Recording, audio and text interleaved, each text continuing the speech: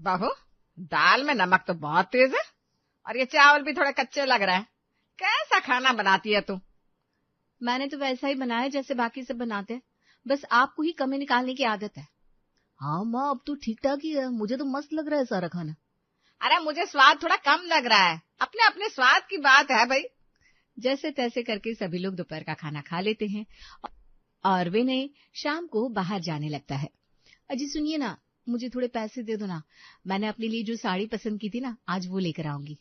अच्छा ठीक है, तुम एक काम करना, साड़ी वाली दुकान पर जाकर मुझे क्यूआर भेज देना, मैं ऑनलाइन पेमेंट कर दूंगा।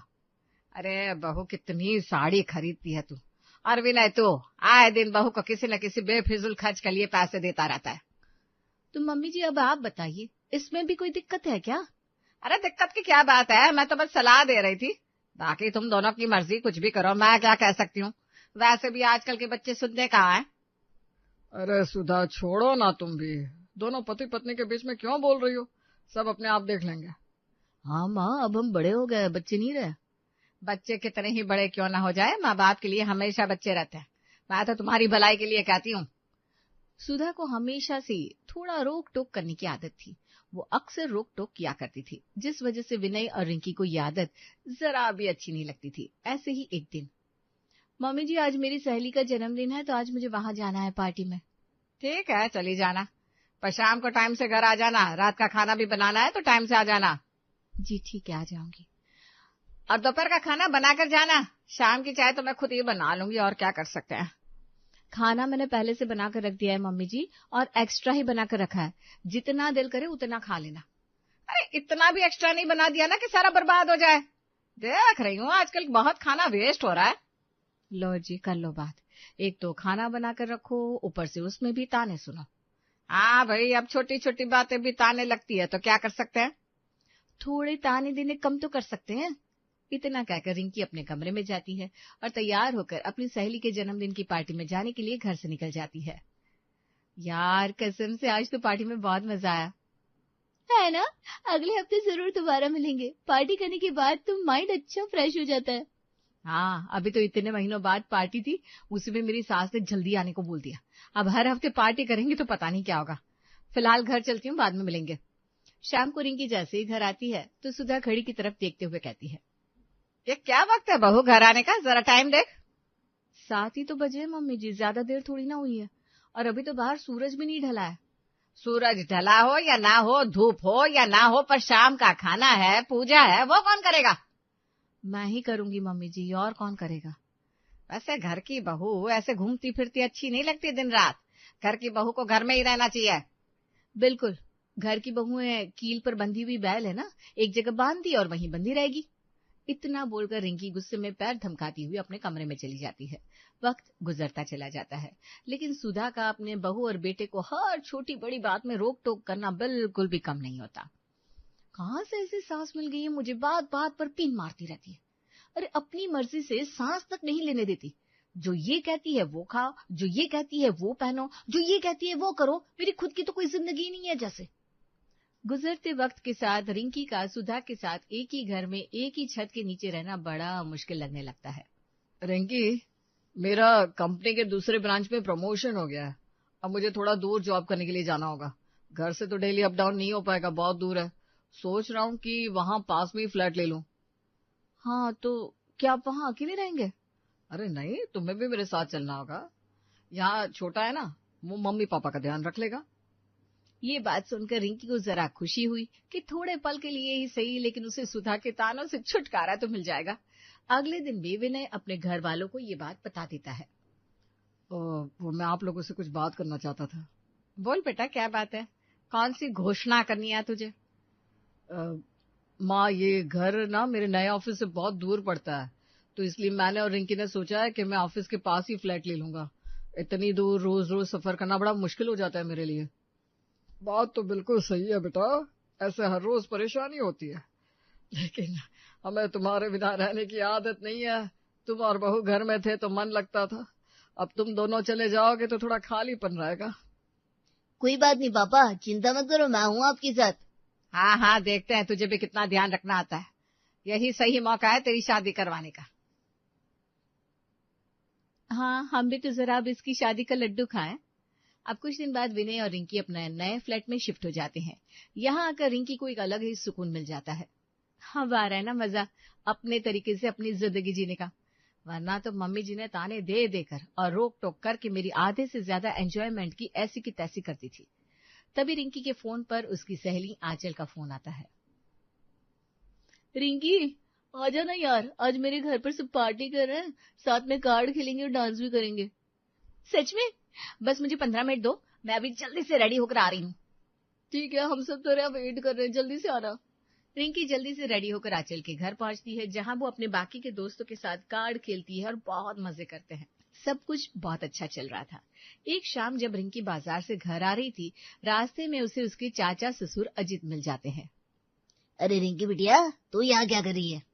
कुछ नहीं, वो मैं अपने दोस्तों के साथ शॉपिंग पर गई हुई थी। इस वक्त शॉपिंग कर रही थी बेटा? अब तो अंधेरा हो गया है। अंधेरा कहाँ हुआ है, बस 8 ही तो बजने वाले हैं। वैसे भी मैं अब घर ही जा रही हूँ चाचा जी। अच्छा ठीक है, चलो चलता हूँ, बढ़िया है।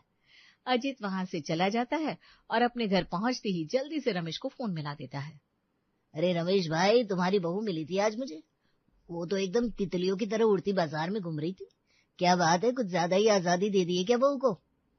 अरे हमारी बहू अब हमारे साथ नहीं रहती। बहुत समय से विनय और रिंकी अलग घर में रह रहा है। अच्छा ये बात है, तभी ये हाल हो रहा है। वही अपनी बहू को संभालो, आपकी बहू कहीं हाथ से निकल ना जाए।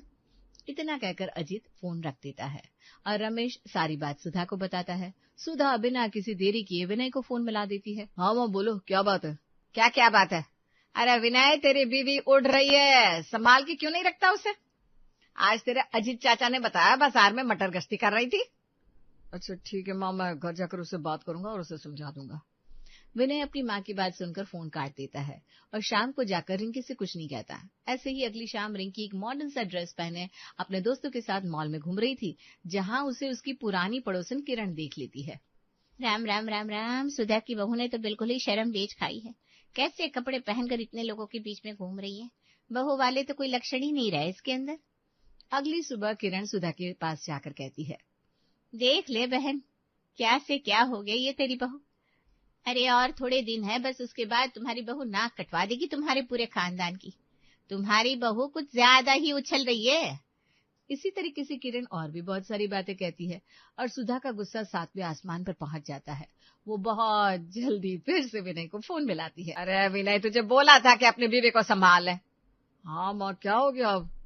अरे होना क्या है, तेरी बहू दूसरी शादी करने की तैयारी कर रही है। पता नहीं, रोज कोई ना कोई आकर उसकी तारीफें करता रहता है हमारे सामने। एक दिन विनय के पास उसके चाचा का फोन आता है। अरे कहाँ हो बेटा तुम? कुछ नहीं चाचा जी, बस ऑफिस में ही था। कुछ काम था क्या? नहीं, काम तो कोई नहीं था। मैं यहाँ मॉल रोड आया हुआ था तो देखा तेरी बीवी भी यहाँ आई हुई है। मुझे लगा शायद तुम भी उसके साथ हो। नहीं, मैं तो वहां नहीं हूँ। मैं तो सुबह से शाम बस ऑफिस में ही रहता हूँ। सही है बेटा, तुम कमाओ और बहू उड़ाए, लेकिन फिर भी चीजों का थोड़ा ध्यान रखना चाहिए। वैसे देखा जाए तो आजकल तेरी बीवी कुछ ज्यादा ही उछल रही है।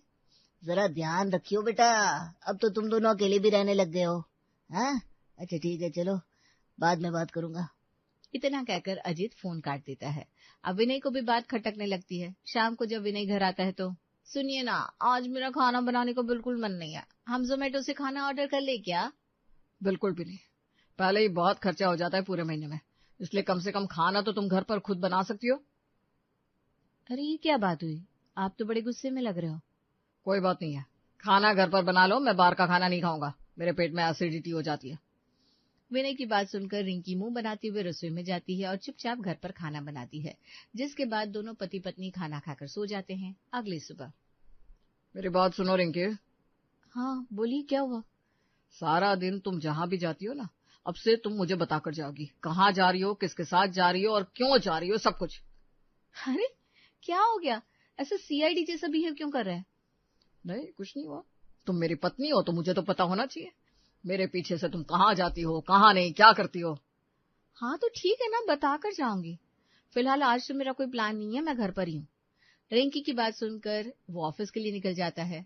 ऐसे ही एक दिन विनय बिना बताए ऑफिस से जल्दी घर आता है और देखता है रिंकी घर पर नहीं है। मैंने इससे कहा था कि मुझे बताए बिना कहीं न जाए, लेकिन ये फिर से चली गई। आने दो, अच्छे से बताता हूँ आज मैं। तभी वहां पर बढ़िया सा जीन्स टॉप पहने रिंकी आती है। अरे विनय, तुम आज ऑफिस से जल्दी घर आ गए, तुमने मुझे कॉल भी नहीं किया। ये क्या उलिया बना रखा है, और ये क्या पहन रखा है तुमने? ड्रेस पहन रखी है। क्यों, अच्छी नहीं लग रही हूँ क्या?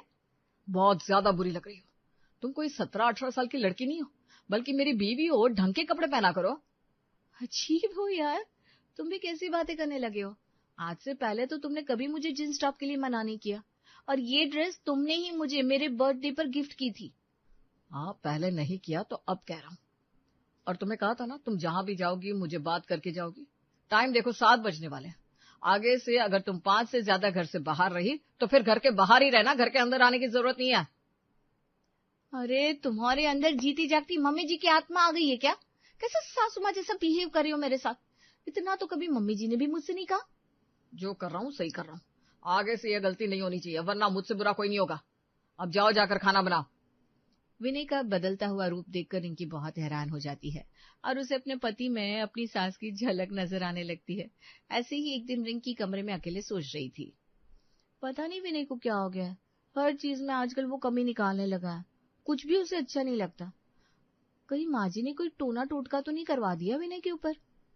वक्त गुजरता चला जाता है और अब जब भी रिंकी बाहर जाती और कोई उसे देख लेता तो वो सुधा को और सुधा सीधा विनय को बता देती और विनय जाकर रिंकी पर बरसता।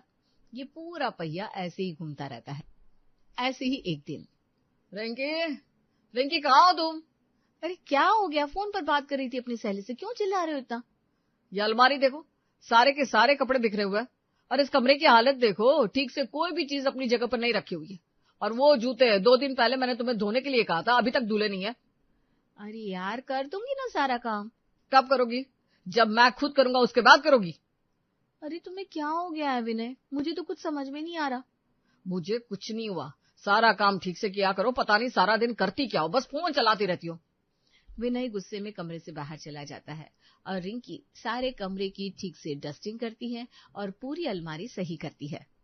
विनय भी हद करता है, इतना ज्यादा परेशान कौन करता है। पहले मैं अपनी सास से परेशान थी, अब मेरा पति मेरी सास बन गया। पता नहीं ये सास नाम का शब्द मेरे जीवन में से कब जाएगा। सास से अलग तो हूं, लेकिन अब पति भी सास जैसा हो गया। ऐसे ही एक दिन रिंकी विनय के लिए उसकी पसंद का खाना बनाती है। उसने बड़ी मेहनत और प्यार से खाना बनाया था। विनय जब खाना खाने जाता है तो मुंह बना लेता है। अरे अब क्या हो गया, इतना अच्छा खाना खाकर इतना सड़ा सा मुंह क्यों बना रहे हो? खाने में बिल्कुल भी नमक नहीं है। अरे आखिर तुम करती क्या हो जो खाना भी ठीक से नहीं बना सकती? आदमी पूरा दिन बाहर काम करके आता है, कम से कम खाना तो ढंग से बना दिया करो। तुम्हें क्या हो गया है, हर बात पर इतने नखरे करते रहते हो। अरे अगर नमक कम भी हो गया तो क्या हो गया, इसमें डाल लो ना। तो तुम भी खाना सर्व करने से पहले एक बार चेक नहीं कर सकती थी कि खाने में नमक ठीक है या नहीं?